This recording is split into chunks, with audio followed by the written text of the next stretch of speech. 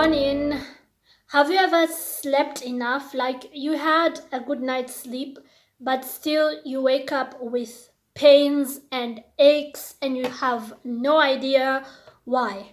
That's why I'm taking some vitamin C because I just woke up tired. Even though I had enough sleep, I slept almost 10 hours and I'm having some coffee.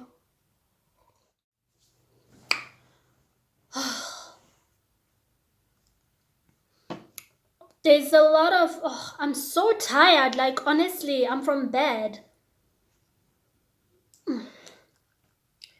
There's a lot of foreigners, including fellow Kenyans, who come out here to the West, to the Western world. And in a few years, sometimes even months, they are complaining about Europeans being standoffish, snobbish, cold, not wanting to hang out with them, not wanting to interact with them, being very surface level, just a shallow, kind of relationship. And they're like, please, it's not like back at home in Kenya, where like if you work with someone, they're automatically your friend. You can rely on them, you can count on them, you can call them. You don't have to plan everything. Everything is not so bureaucratic back at home. You can just, show up at their house and it's not frowned upon and yada yada. Like I've had that complaint not only from Kenyans, but just Africans generally, that out here people are quite distant and you feel very isolated in the society. And I'm usually like, did you not do your homework before you traveled to a new country? I mean, I'm sorry, I don't mean to like not empathize with you with the culture shock you're experiencing, but like before I moved to Europe, I did my research. I knew what to expect. I knew that it was going to be different from Kenya or like Africa in general. For instance, in Kenya, you don't have to call ahead. Like if you're visiting a colleague, a family friend, a friend, you can just say, I was in the neighborhood and I thought to pop by. It's not going to be frowned upon. If they were having lunch, they will serve you an extra, they will always have an extra plate for you. Like that's the African warmth that people talk about. It has its pros and it has its cons. Just like the European way or their culture also has pros and cons. I don't think there's any one right culture. I just think it's different, right? And before I came out here, I did my research, right? I asked around, I read on the internet so that nothing gets me off guard.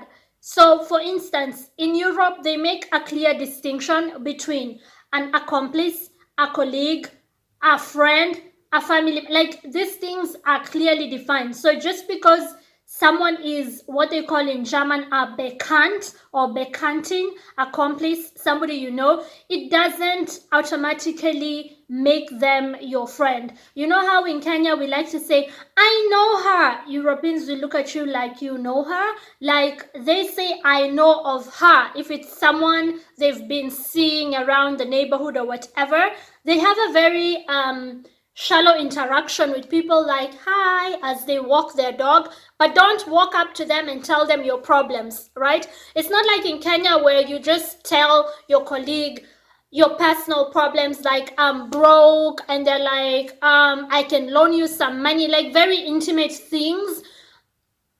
You're in a different world once you come out here, and it's not necessarily, it comes off as mean and standoffish, but you also have to understand where they're coming from. They've created a society where there's literally a solution for almost everything. So like very detailed maps, very detailed compasses, very efficient police force, very efficient, like every office you go to that is supposed to give members of the general public service is being run the way it should.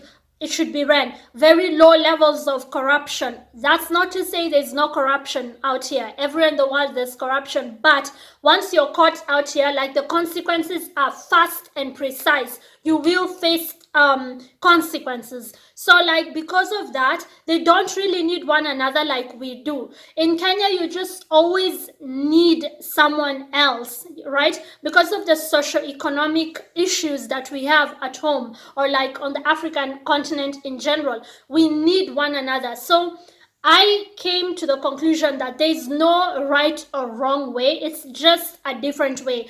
Do your research before you move to a Western country. I don't know the name of my neighbors, and I've been living here for some time. I just know that across from me is an elderly lady who used to be a doctor. She's now retired, and that's it. I know her name just because it's written outside her house where she receives her mail. That's it. Like, it's just a hi. I don't know what hospital she worked at. Nothing. Like, it's not like in Kenya where you know the whole building if you're in a building, or the whole neighborhood, like that particular lane from the first house to the last house. You know who's living there. You even know their story, right? Out here, it's like they've created societies where everyone is fully independent. Nobody needs the other per se. There's nothing really you can get from your neighbor. White folks out here will tell you, call the cops, right?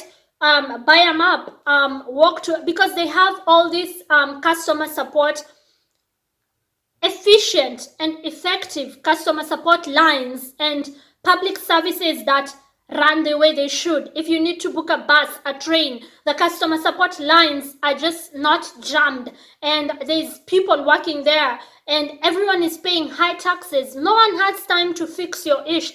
So some Kenyans watching this might think, oh, what a nice society. That means that, corruption levels are low, everything is... Don't be too fast, because also that has its cons. For instance, why do they have a lot more money than we do, yet they have higher levels of depression? So you see, there's pros and cons to everything. They have these communities where there's no emphasis on like strong bonds with other humans, because you could be living in a house, even in like the same house, a spouse. Like, you see couples that live very independent from one another. There is that common unity of like husband and wife and children. But like, as soon as the children move out, they rarely have those big get-togethers that Kenyans love to have, or like, Nyama Choma Taska get-togethers where everyone just comes together almost every other week. As soon as the parents are elderly, they're off to an elderly people's home. They don't like move back home because my mom and dad, of course there's exceptions, but it's not as common as in our society. So we might be broke, but we have lower levels of depression. The weather also plays a great role. That's why a lot of them come off as gloomy. I mean, they have bad weather. Most of the times it's cold, it's raining. So again, there's no right or wrong way. It just depends on the adaptation, like what people are accustomed to. So before coming out here, just do your research. You don't want to get, shocked by how Westerners live. Yeah, I have to go outside because I want to have a proper breakfast. This is just my black coffee with the vitamin C, but I want to grab like a little bit of a breakfast, like some food or cake or whatever, because I'm kind of hungry. I didn't have dinner last night. If you haven't subscribed to my YouTube channel, please do so. I have to go. You want to come with me to breakfast? Let's go.